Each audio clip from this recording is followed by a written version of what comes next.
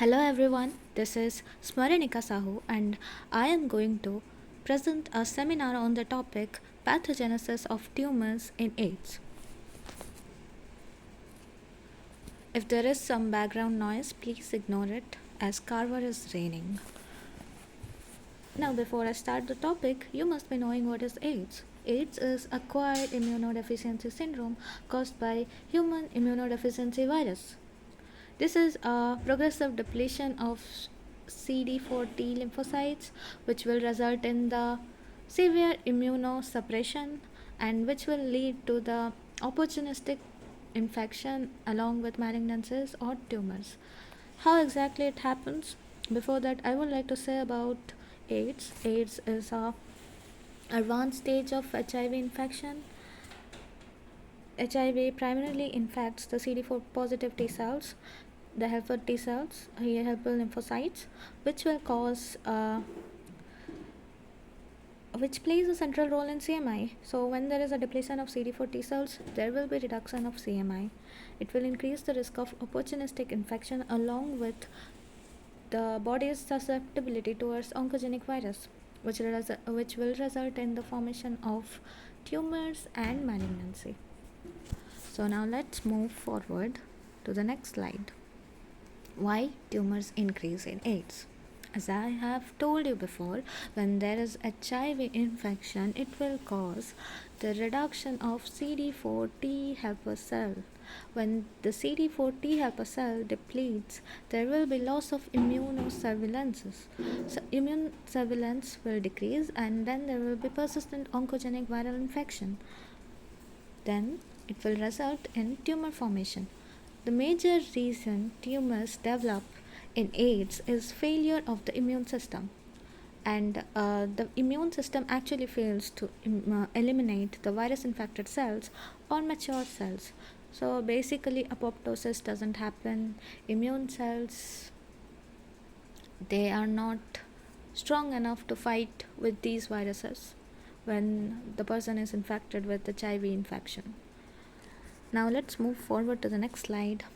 These are the viruses, the most common viruses which are associated with HIV infection. So a person, if suffering from HIV infection, will most probably be also suffering from these type of tumors. Kaposi sarcoma is the most common tumor which will occur in a person who is already suffering from HIV infection. Kaposi sarcoma is caused by HHV8 virus. Then there is EBV, which will cause B cell lymphoma. It will also cause Hodgkin's lymphoma, and there are other lymphomas it causes. HPV virus will cause cervical carcinoma, anal carcinoma, and the list will just go on. We will discuss about it in detail in the further slides. Now let's move to the next slide. So what actually happens in AIDS, like the general pathogenesis of tumors in AIDS. First, the person is infected with HIV, HIV infection. The person has HIV infection. This HIV virus will cause the CD4 cells to deplete. Then CD4 cells depletion will eventually result in depletion of immune surveillance. There will be reactivation of latent viruses. There will be uncontrolled proliferation due to release of certain cytokines, leukotrienes, interleukins, VEGF, TNF, alpha, all of this and their function will be discussed in detail further. But right now there will be uncontrolled proliferation, and then there will be genetic mutation because of course viral is infecting. Then there will be genetic mutation, then there will be malignancy or tumor formation. Let's move to the next slide. Yeah, this one. Here, as I have said before, that these are the factors, the cytokines such as IL-6, IL-10, TNF alpha, VEGF. These are the factors which promote the tumor formation. So these are responsible, they are the side characters which will lead to the formation of the villain. Okay, they are the supporters of the formation of the villain. Now IL-6, it acts as a growth factors for B lymphocytes. These will promote the abnormal growth of B lymphocytes. Persistent stimulation of B cells leads to the risk of mutation and tumor formation. So basically in lymphomas, B cell lymphoma and all, IL-6 plays an important role because it will cause abnormal growth. Now IL-10, it suppresses the cell mediated immunity, and it will allow the oncogenic viruses like EBV and HHV8 to persist in the body. Now let's talk about TNF alpha. TNF, or tumor necrosis factor alpha, promotes chronic inflammation which contributes to the cell damage, tissue damage, cell proliferation and tumor progression. Vascular endothelial growth factor, which will cause angiogenesis. Angiogenesis is the major factor in Kaposi sarcoma. Please note it down. Kaposi sarcoma is the most common tumor which occurs in HIV individuals, HIV infected individuals. Now let's go to the next slide. Yeah, role of oncogenic viruses. EBV, HPV, HHV8, HCV, and HPV, these are the main viruses which you should keep in your mind when AIDS, case of AIDS comes, or a case of HIV infection comes, because these are the viruses which will, which are most commonly occurring. They will cause the tumor formation. They are the most common etiological factors. Now let's move to the next slide. What actually happens when there is failure of immunosurveillance? First, reduce cytotoxic T cell activity. I have been repeatedly saying that when there is HIV infection, it will attack the CD4 T cells and it will result in the depletion of immunosurveillance. So there will be reduced cytotoxic T cell activity, there will be reduced NK cell function, there will be decreased tumor cell destruction. Now let's talk about Kaposi sarcoma. It is the most common AIDS associated sarcoma.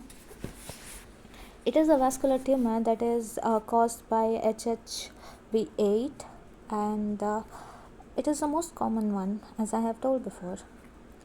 The lesions of KS are characterized by the proliferation of spindle cells that express markers of both endothelial cells and smooth muscle cells.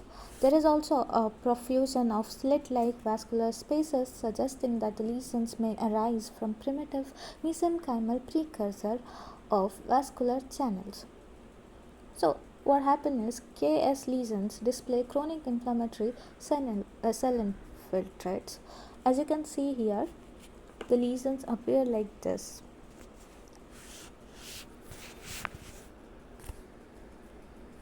Let's talk about the pathogenesis of the Kaposi sarcoma. First, the person is already suffering from HIV infection. Immunity has come to zero. So this HHV8 will infect.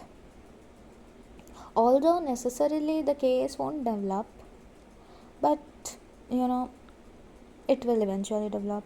There will be latent infection of endothelial cells. There will be the activation of viral proteins. Viral proteins will cause proliferation and angiogenesis, and it will lead to spindle cell proliferation, and at the end, Kaposi sarcoma will occur. So what are the events which will lead to the formation of the Kaposi sarcoma? First, there will be the action of IL-6. I have told you before, IL-6 promotes the abnormal growth of B cells. So IL-6 is one of the most important factors for the tumor formation. Along with that, VEGF, which will cause angiogenesis. What tumors require? Tumor cell required blood supply. Blood supply is provided by angiogenesis, and angiogenesis is caused by VEGF. Then there will be inhibition of tumor suppressor factors such as P53 and RBs. P53, as it is known as the Avenger. Okay, it has that. It is very strong. It fights back when there will be any tumor promoting gene, but when you suppress the tumor suppressor gene, then there will be tumor formation. Inhibition of apoptosis. Apoptosis is inhibited and when there is inhibition in the plant cell death, of course the cell doesn't have death, it will lead to the tumor formation. So HHV basically prevents apoptosis, promotes angiogenesis, leads to the formation of vascular tumor, and will lead to the Kaposi sarcoma. We will move to the next slide. The gross feature of this is the gross feature of liver in Kaposi sarcoma. So what is the gross features actually? There is this 3 stages of formation of the 3 stages in the gross features of the Kaposi sarcoma. There is this patch, plaque, and nodular lesions. The earliest lesion is the patch formation. It is a bruise-like red or purple macules. They advance into thick and raised plaques, and then they will form some dark violet to brown nodules, which or exophytic tumors. You can see clearly there is some visible bruise-like red purple macules. You can see patches. You can see. So this is basically the gross feature of Kaposi sarcoma. Let's move to the microscopy. You can see spindle-shaped cells. As I have told before, the smooth cells proliferate into spindle-shaped cells. There are lots of spindle-shaped cells, and then there will be this vascular spaces, and then extravasated RBCs are also visible. Endothelial lineage hijacking driven strictly by Kaposi sarcoma associated herpes virus. The infection remodels endothelial cell morphology into highly mitotic spindle cells. So this is what happening in the Kaposi sarcoma. The endothelial cell gets remodified into mitotic spindle cells. There will be this LANA1 mediated epigenetic latency associated nuclear antigen, which will lead to viral episomal DNA to host chromosome, which will block the actions of p53 and RB tumor suppressors. Now let's talk about VGPCR. VGPCR will induce angiogenesis. What it actually does is that G protein couple receptor mimic drives high expression of vascular endothelial growth factor. So it will lead to the high expression of VEGF, and VEGF is responsible for angiogenesis. Angiogenesis is major requirement for a tumor to develop, to proliferate. So that's how the tumor develops. As I have told before, the histological presentation would be like fascicles of spindle cells.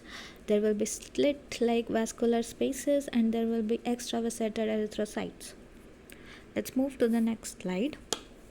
Lymphomas. Lymphoma occurs at a markedly increased rate in individuals with AIDS. It is another one of the most common tumors occurring in AIDS individual. However,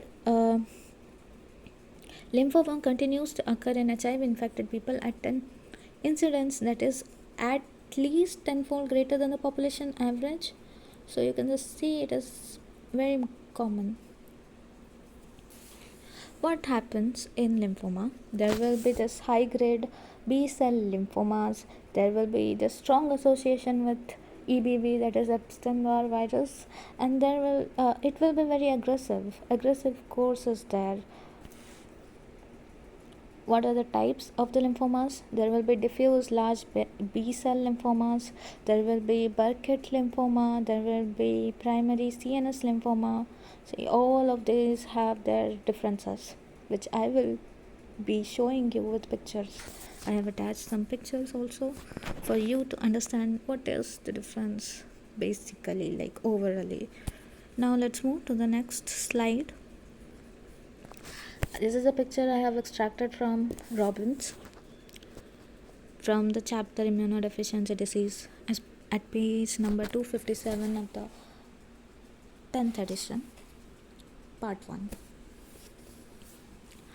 So when there is a HIV infection, first what happens in early infection? In early infection, there will be increased follicular T helper cells, and these cells will cause germinal center B cell hyperplasia. Okay, so you know that T cells, B cells, they communicate with each other, they work together, they are dependent on each other for like immuno attacks, immunity. So they will cause B cell lymphomas with translocation. At early stages, there will be like B cell lymphomas because of translocation. If it is translocation of MYC gene, then it will be Burkitt's lymphoma. If it is BCL6, then it will be large B cell lymphoma. But when the disease progress in advanced infection, the T cell is depleted. There will be unchecked EBV, KSHV reactivation in latently infected B cells, which will lead to virus-associated B cell lymphomas, that is EBV plus large cell lymphoma, HHV8 plus primary effusion lymphoma, EBV Hodgkin's lymphoma. What is the pathogenesis of AIDS-related lymphomas? First, HIV infection, common. Chronic B cell activation. So B cell will be activated and it will be chronic, like prolonged. Then there will be germinal center hyperplasia, as I have told before, DNA break, somatic hypermutation, oncogene translocation. So normally what happens is that when if the person is not suffering from HIV infection, these things won't happen, but the person is suffering from HIV infection, so the immunity will eventually decrease. And even though the T cells tries to increase the B cell, but it will cause the B cell hyperplasia, and which will lead to the translocations by this oncogene present, and it will cause lymphoma. So what are the important gene changes? CMYC translocation, which will cause Burkitt's lymphoma. BCL6 mutation or translocation will cause diffuse large B cell lymphoma. Both of these two lymphomas are different. And then there is the CNS lymphoma also. Oncogenic viruses which cause all this translocation are EBV, HHV8. So this I was talking about, this is Burkitt's lymphoma. You can see the microscopy and the gross, like the clinical feature, how the patient presents at an extreme stage. Let's move to the next slide. This is diffuse large B cell lymphoma. The gross you can see, and microscopy also is visible. EBV and lymphomagenesis. EBV infects B cells, like how EBV also causes lymphoma. EBV infects B cells. Latent membrane proteins stimulate proliferation, prevents apoptosis. EBV integration and latency programs. Epstein-Barr virus hijacks B cell germinal center transit, driven by EBV latent membrane protein, that is LMP1, acting as a constitutively active cellular CD40 receptor to activate cellular NFKB and PI3K AKT survival programs. ABNA proteins stimulate cell cycle progression and contribute to the immortalization of the infected B cells. HPV associated tumors. Let's talk about human papilloma virus. HPV will cause cervical carcinoma, anal carcinoma, vulvar carcinoma, penile carcinoma, oropharyngeal carcinoma. So I told that there is a list. So what actually happens in HPV? HPV, the important viral proteins are E6 and E7. E6 will inactivate the P53 reduction of apoptosis. E7 inactivates the retinoblast protein, promotes cell cycle progression. So there will be this immortalization of the cells. Primary CNS lymphoma in its. Yeah, this was what I was talking about. CNS lymphoma. This is high-grade B-cell lymphoma, arises within the central nervous system, strongly associated with EBV infection. Okay, usually occurs in advanced AIDS, like at the last stage of AIDS, advanced AIDS. These lymphomas occurs. First, HIV infection, severe CD4 T cell depletion, loss of immune surveillance, EBV reactivation in B cells, uncontrolled proliferation of EBV infected B cells, primary CNS lymphoma. So these are the three types of lymphoma which I told: Burkitt's lymphoma, diffused B cell lymphoma, large B cell lymphoma, and then CNS lymphoma.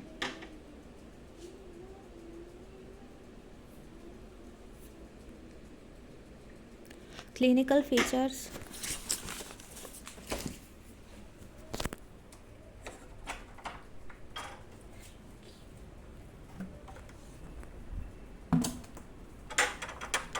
Clinical features, it includes headache, seizures, focal neurological deficits, altered mental status.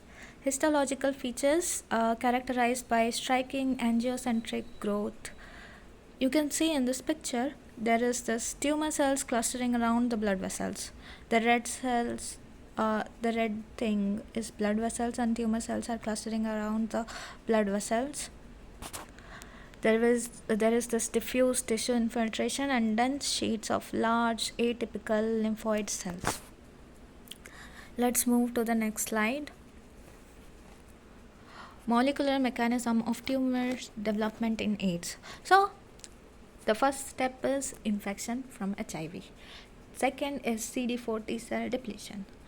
Then there will be impaired immune surveillance. Then there will be persistent oncogenic viral infections like EBV, HHV8, HPV.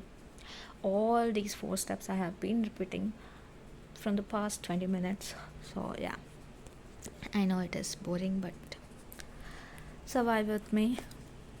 Chronic immune activation and cytokine dysregulation, genetic mutations and inhibition of apoptosis, and control cell proliferation, and at the end there will be this, I think it's not visible.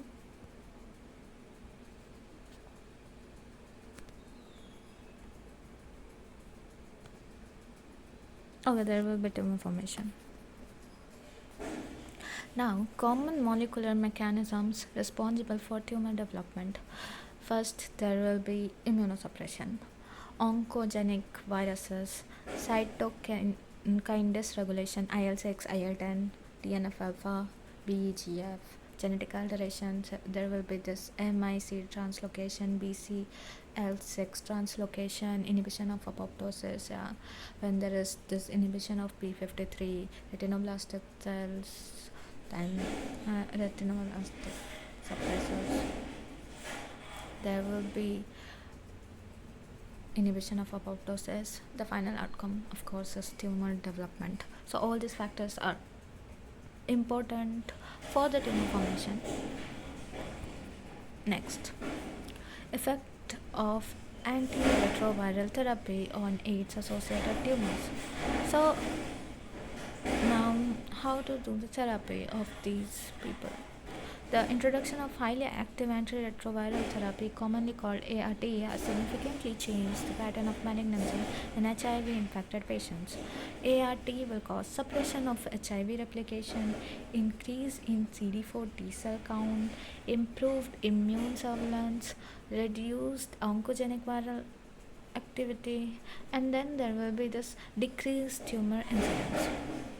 So this is the basic step, how the antiretroviral therapy acts. First, they will suppress the HIV replication and they will try to increase the CD4 T cell count, which will improve the immune surveillance, and there will be reduced oncogenic viral activity, decreasing the tumor incidences.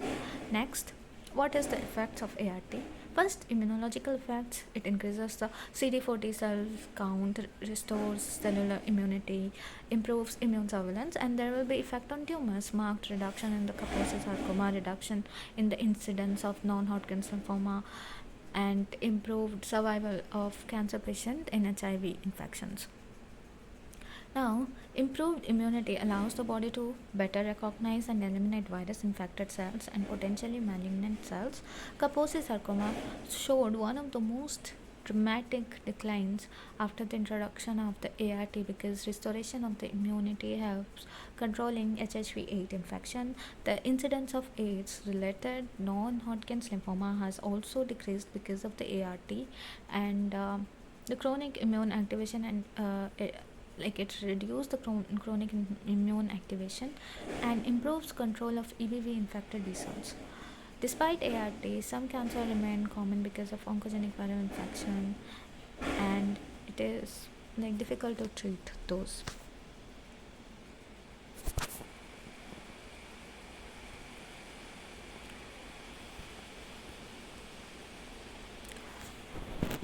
Current research and future direction. Current strategies: early diagnosis of HIV, early initiation of ART, HPV vaccination, regular cancer screening, targeted therapy, immunotherapy.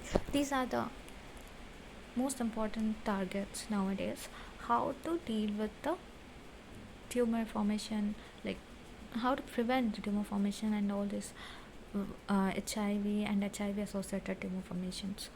Future direction is therapeutic vaccines against oncogenic viruses, gene therapy, personalized medication. Then there will be early biomarkers for early cancer detection and improved immunotherapy. Conclusion is that the future management of the AIDS associated tumors depends on a combination of early HIV diagnosis, effective ART vaccination, cancer screening, and newer therapies such as targeted treatment and immunotherapy. Prevention is the most effective strategy. Early HIV diagnosis, prompt ART vaccination, regular cancer screening can significantly reduce the occurrence of this malignancy associated with AIDS. At the end, I will like to conclude that tumor associated with AIDS develop primarily because of the HIV, the virus which weakens the immune system rather than directly causing cancer. So HIV doesn't just infect and cause cancer. It actually inhibits the immune surveillance.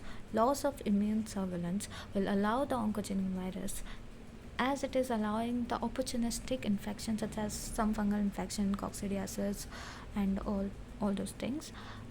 With that, oncogenic viruses will also infect the person, and as there is no immune surveillance, no proper immune surveillance, EBV, HHV8, HPV are the main and most malignant viruses which will cause tumors in the person suffering from HIV infection.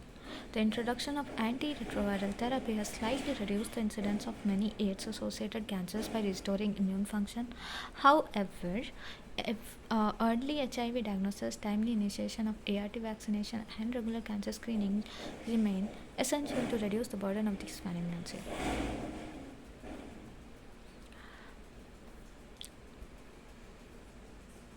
Thank you.